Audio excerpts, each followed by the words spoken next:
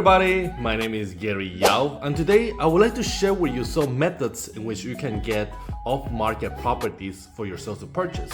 Now, in this market, there's not much inventory, and most ways in which you can actually get properties will be, through your real estate agent, and your real estate agent will have a myriad of properties through the MLS. Now, the MLS also have the same information provided to online platforms because that's how it is, we market properties.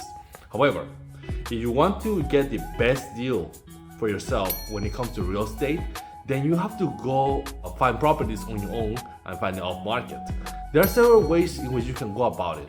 Number one will be networking.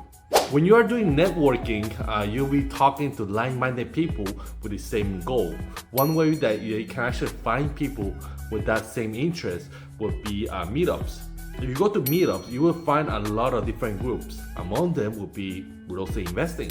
So go to these events and talk to people. Talk to the ones that you jive with the best, the ones that you have the shared interest and you get along well. This way you can actually talk and see how are they building their business and how are they getting properties. Maybe they will let you in on some property that you are interested in acquiring. So this is a way where I actually met some people that I did business with, in which we found properties that they were selling, and nobody was aware of it because it wasn't market or it wasn't on an MLS. Another way of networking would be through seminars. Getting properties would be going to seminars. You can find experts in the material in this discipline and see how they succeeded in getting to where they are. In these seminars, you can also talk to like-minded people and find how is it that they were successful. Even perhaps they might have a deal that works for you. Another way would be going to a chamber of commerce or going to events near your community. In a chamber of commerce, you will talk to business owners that are looking to do business, and in many of those occasions, they might have a property that they want to offload, and if you are in the same environment, let's say that you guys are actually click, they might even sell it to you. So when it comes to networking, there are different ways in which you can get to talk to as many in your community and find if there is a common ground for you guys to do business. Second would be direct mail. When it comes to direct mailing, this will take a little longer. However, it is quite usable if you know how to start. Let's say, for example, in order to get the best result, you drive around your neighborhood and you find properties that are not taken care of. Let's say that the grass is grown, front is not taken care of, the front yard is not taken care of, then you know that the homeowner might not have the ability or the resources to maintain the property. So you can actually write this address down and send mailings every so often, maybe every 2 weeks or every month, just introducing yourself and seeing that you saw the property and you're interested in seeing if there's anything that you can help. Maybe offloading the property, maybe it's something that the property is a reflection of the situation that they are in. So offering to help, it would be a way for them to move on to the next stage of their life, and for you to pretty much buying their problem. So their problem will be yours, and in your case, you'll take care of the property, making a win for everyone. So mailing every so often once you have a list of properties that that you seem deemed investable. Third, cold calling and door knocking. Similar, when it comes to cold calling, you'll be talking to strangers, no different than door knocking. So it comes with a little bit of tactfulness. So when it comes to cold calling, because there's a do not call list in place, there are some companies that you can find online that offer you phone numbers that are scrubbed. So that works for you because a lot of the home sellers will be, elderly. They will have lived in this property for 20, 30, 40 years. So it's normal that we have a landline.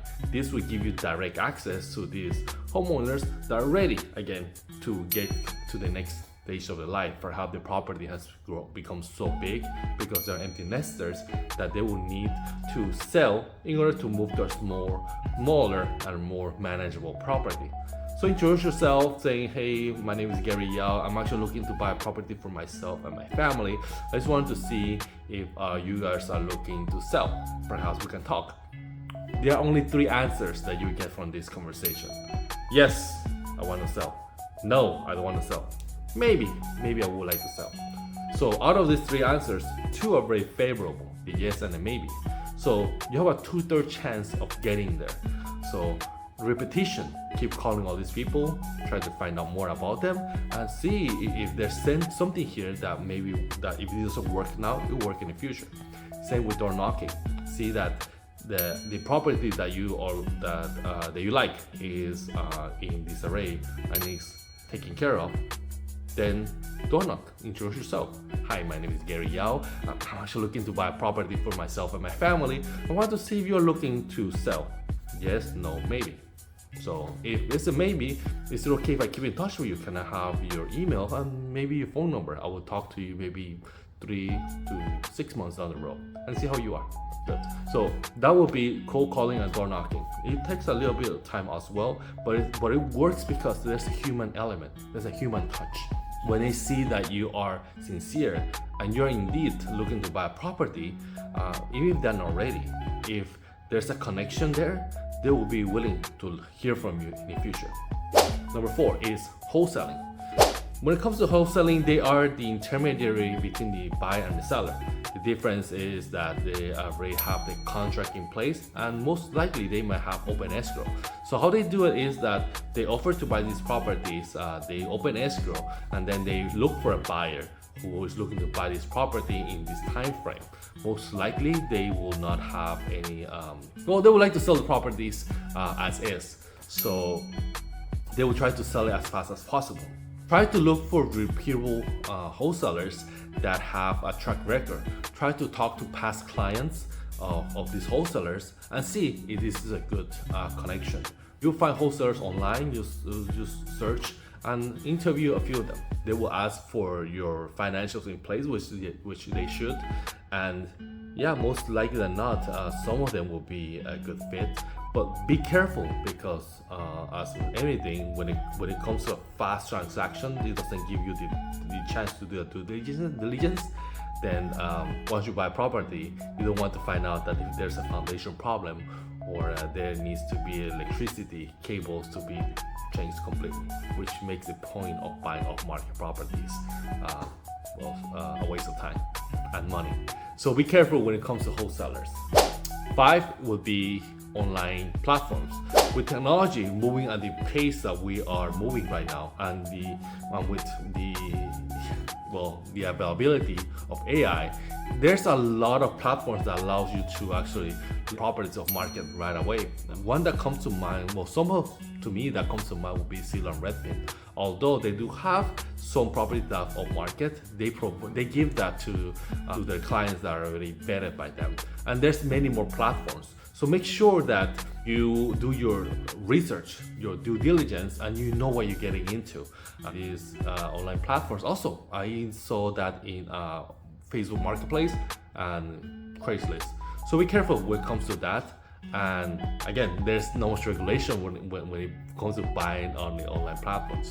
So do your own research. When it comes to buying off-market properties, doesn't necessarily mean good deal. Do not make that mistake. There's a distinction. Off-market deals only means that it's not being marketed. It could be good, it could be bad. They don't want to be marketed because they don't want the scrutiny of professional to come in and look at to pull the curtain and look what might be laying behind.